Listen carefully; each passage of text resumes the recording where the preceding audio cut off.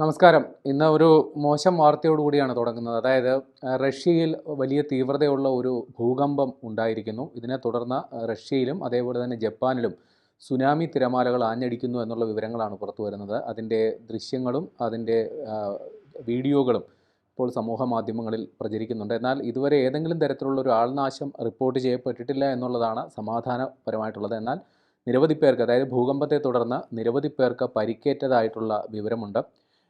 മാബിനിയിൽ 8.7 രേഖപ്പെടുത്തിയ ഭൂകമ്പമാണ് ഉണ്ടായിരിക്കുന്നത്. അത് കൃത്യം പറഞ്ഞാൽ അതിൻ്റെ സ്ഥലം, അതായത് റഷ്യയിലെ സെവറോ കുറിൽസ്ക് മേഖലയിൽ ആണിപ്പോൾ സുനാമി തിരമാലകൾ ആഞ്ഞടിച്ചുകൊണ്ടിരിക്കുന്നത്.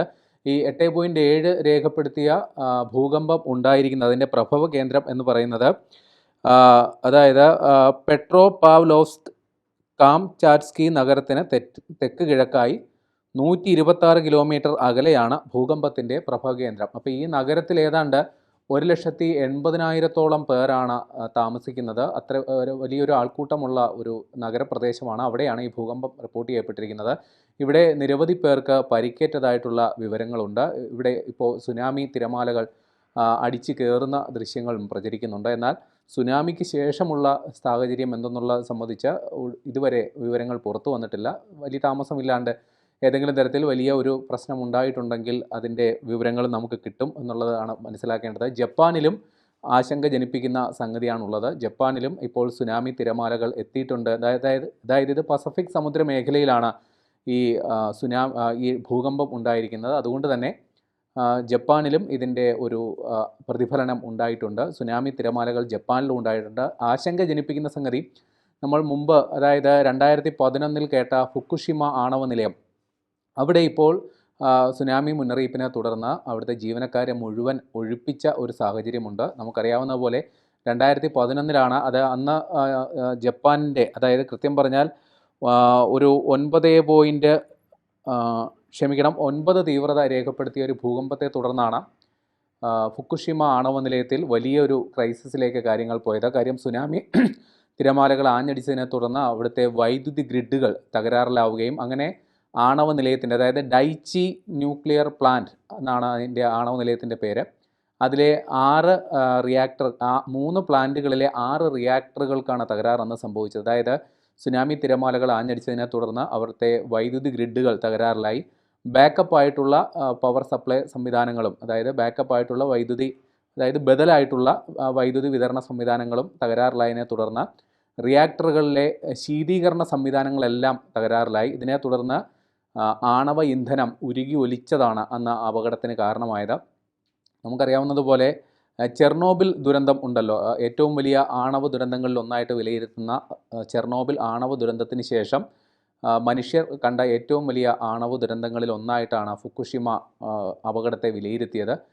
ഏതാണ്ട് ഒരാളുടെ മരണം മാത്രമാണ് അത് സംബന്ധിച്ച് ഔദ്യോഗികമായി സ്ഥിരീകരിച്ചത്. അത് ഈ ആണവ വികിരണത്തെ തുടർന്ന് ഗുരുതര ആരോഗ്യ സാഹചര്യം അദ്ദേഹം നേരിട്ടതിനെ തുടർന്ന് മരിച്ചു എന്നാണ് ഔദ്യോഗിക സ്ഥിരീകരണം. അവിടെ ഏതാണ്ട് ജീവനക്കാരെ കാണാതായി, ആണവ നിലയത്തിലെ ജീവനക്കാരെ കാണാതായിട്ട് സംബന്ധിച്ച് ആ സമയത്ത് റിപ്പോർട്ടുകളൊക്കെ വന്നിരുന്നു. പക്ഷേ പിന്നീട് അവരുടെ മരണം സ്ഥിരീകരിക്കുന്ന തരത്തിലുള്ള ഔദ്യോഗിക സ്ഥിരീകരണങ്ങൾ ഉണ്ടായിട്ടില്ല. ഏതാണ്ട് ഫുക്കുഷിമയിലുണ്ടായ പ്രശ്നം ഏറ്റവും വലിയത് അവിടെ ആണവ വികിരണമായിരുന്നു. അവിടുത്തെ മത്സ്യബന്ധന മേഖലകളടക്കം താറുമാറായി. മത്സ്യവിഭവങ്ങൾ, സമുദ്ര വിഭവങ്ങളെല്ലാം തന്നെ ആശങ്കയോടുകൂടി ആളുകൾ കണ്ടിരുന്ന ഒരു കാലഘട്ടം ഉണ്ടായിരുന്നു. എന്നാൽ ആ പ്രതിസന്ധി വിജയകരമായി പരിഹരിക്കാൻ സാധിച്ചു. ഫുക്കുഷിമ വീണ്ടും പ്രവർത്തനം ആരംഭിച്ചു. പക്ഷേ അവിടെയാണ് ഇപ്പോൾ വീണ്ടും ഒരു സുനാമി മുന്നറിയിപ്പിനെ തുടർന്ന് ഗുരുതര സാഹചര്യം ഉണ്ടായിരിക്കുന്നത്. എന്നാൽ പുതിയ വിവരങ്ങൾ പ്രകാരം ഈ പസഫിക് സമുദ്രത്തിൻ്റെ ഘടന പരിശോധിക്കുമ്പോൾ ജപ്പാന് കാര്യമായൊരു പ്രതിസന്ധി ഈ സുനാമിയെ തുടർന്ന് ഉണ്ടാകില്ല എന്നുള്ള വിവരങ്ങളും വരുന്നു. അത് ആശാജനകമായ സംഗതിയാണ്. എന്നാലും കരുതലുണ്ട്.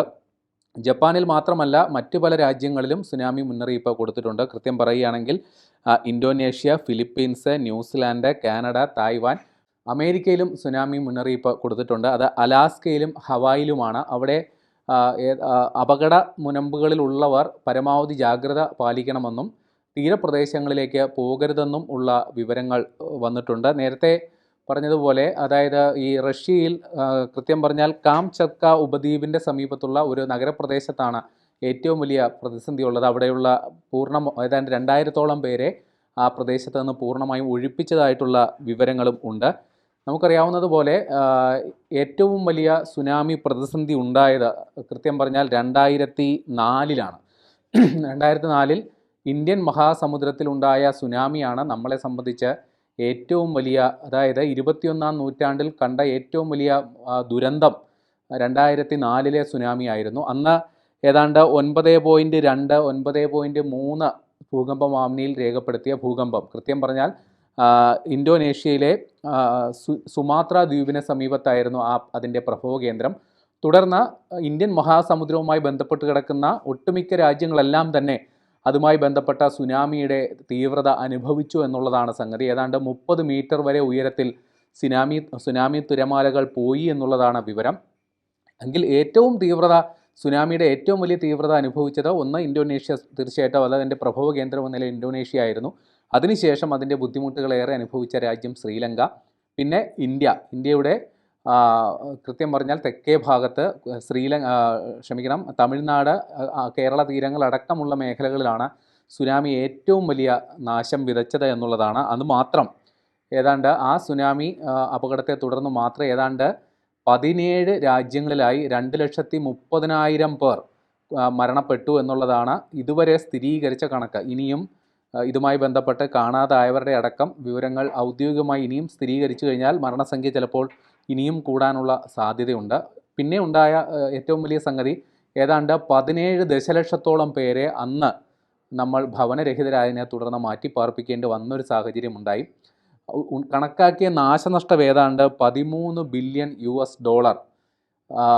നാശനഷ്ടമാണ് 2004-ൽ ഉണ്ടായത്. ഇതിനുശേഷം നമ്മൾ അങ്ങിങ്ങായി ഇതേപോലെയുള്ള സുനാമി മുന്നറിയിപ്പുകളും സുനാമികളും നേരിട്ടുണ്ടെങ്കിൽ ഇത്ര തീവ്ര ഒരു സുനാമി ഇതുവരെ ഉണ്ടായിട്ടില്ല. ഇപ്പോൾ റഷ്യയിൽ തന്നെ നേരത്തെ, അതായത് കൃത്യം പറഞ്ഞാൽ ജൂലൈ 20-ന് സമാനമായ ഇതേ പ്രദേശത്ത് തന്നെ ഭൂകമ്പം ഉണ്ടായിരുന്നു. അതായത് കൃത്യം പറഞ്ഞു കഴിഞ്ഞാൽ ഈ കാംചത്ക ഉപദ്വീപിനോട് ചേർന്നുള്ള പ്രദേശത്ത് അവിടെയും നേരത്തെ കൃത്യം പറഞ്ഞാൽ കഴിഞ്ഞ 20-ാം തീയതി ഭൂകമ്പം ഉണ്ടായിരുന്നു. അന്ന് തീവ്രത രേഖപ്പെടുത്തിയത് 6.7 മുതൽ 7.4 വരെയാണ്. അപ്പോൾ അതിന് കാര്യമായ ഒരു പ്രശ്നം ഉണ്ടായില്ല. പക്ഷേ അതുമായി ബന്ധപ്പെട്ട് ഏതാണ്ട് 300 കിലോമീറ്റർ പ്രദേശത്ത് അന്ന് സുനാമി മുന്നറിയിപ്പ് കൊടുത്തിരുന്നെങ്കിലും അത്ര വലിയൊരു പ്രതിസന്ധിയിലേക്ക് കാര്യങ്ങൾ പോകില്ല എന്ന് കണ്ടതിനെ തുടർന്ന് സുനാമി മുന്നറിയിപ്പ് പിൻവലിക്കുകയായിരുന്നു ആ സാഹചര്യത്തിൽ. പക്ഷേ ഇപ്പോൾ ഇന്തോനേഷ്യയിൽ അവർ കൊടുത്തിരിക്കുന്ന മുന്നറിയിപ്പ് പ്രകാരം ഏതാണ്ട് 1.5 അടിയോളം, അത് താരതമ്യേന അത്ര പേടിപ്പെടുത്തുന്ന സംഗതിയല്ല, 1.5 അടിയോളം തിരമാലകൾ ഉയരാനുള്ള സാധ്യതയുണ്ട് എന്നുള്ള മുന്നറിയിപ്പാണ്. അപ്പോൾ നിലവിലെ സാഹചര്യത്തിൽ നോക്കുമ്പോൾ സുനാമി മുന്നറിയിപ്പുണ്ട്. റഷ്യയിലും ജപ്പാനിലും സുനാമി തിരമാലകൾ ആഞ്ഞടിക്കുന്നതായിട്ടുള്ള വിവരമുണ്ട്. എന്നാൽ നമ്മൾ 2004-ൽ അഭിമുഖീകരിച്ച തരത്തിൽ വലിയൊരു രീതിയിലുള്ള ഒരു പ്രതിസന്ധിയിലേക്ക്, വലിയ രീതിയിലേക്കുള്ള നാശനഷ്ടത്തിലേക്ക് പോകില്ല എന്ന് വേണം കരുതാൻ.